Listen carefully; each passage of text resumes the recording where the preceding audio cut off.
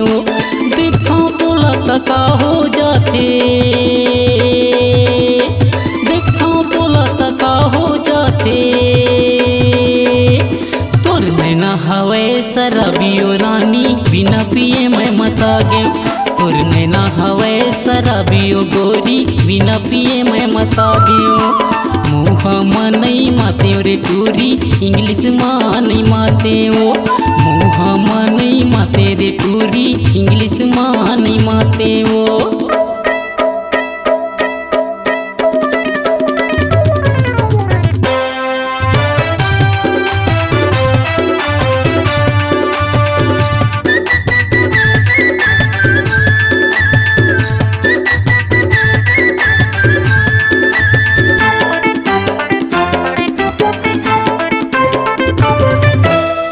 सुघर तोर रूप लगोरी कहाँ कहाँ तैलुका खसवो, देख के तोरे रूप लरानी मन बैहा मता गे वो, देख के तोरे रूप लगोरी मन बैहा मता गे वो।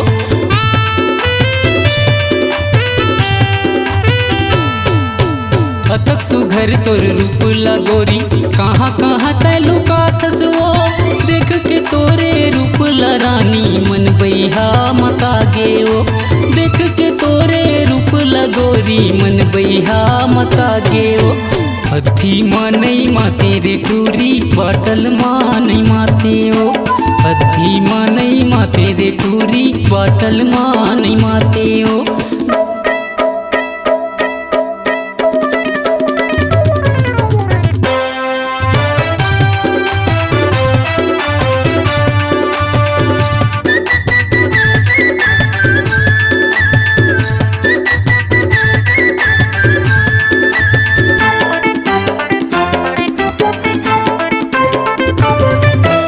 देसी रमऊ बिस्की ठर्रा सबो धरे रही जाते वो, तोरे नजर के नशा गोरी रग रग माँ जनाते वो, तोरे नजर के नशा गोरी रग रग माँ जनाते वो।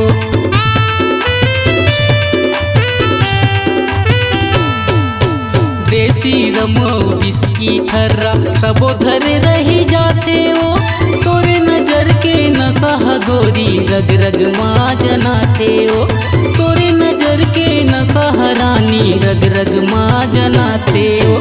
लक्ष्मी ला मताए वो रानी सरवन ला फसाए हो, हरदी के बाजार पारा माँ तय हर गदर मचाए हो।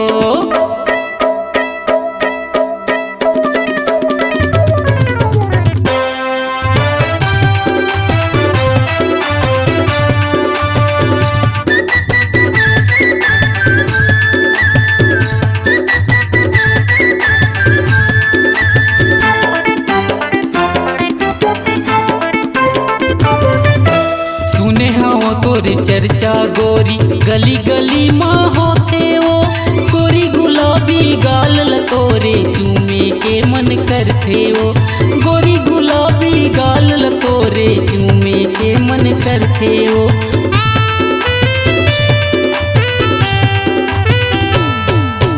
सुने हाँ तोरी चर्चा गोरी गली गली माँ होते वो, गोरी गुलाबी गाल लतोरे चूमे के मन करते वो, गोरी गुलाबी गाल लतोरे चूमे के मन करते वो। मुँहा हा बोहागे वो रानी इंग्लिश हा फेंकागे वो, मुँहा हा बोहागे वो रानी इंग्लिश हा फेंकागे वो। देखो तो लता हो जाते, देखो तो लता हो जाते।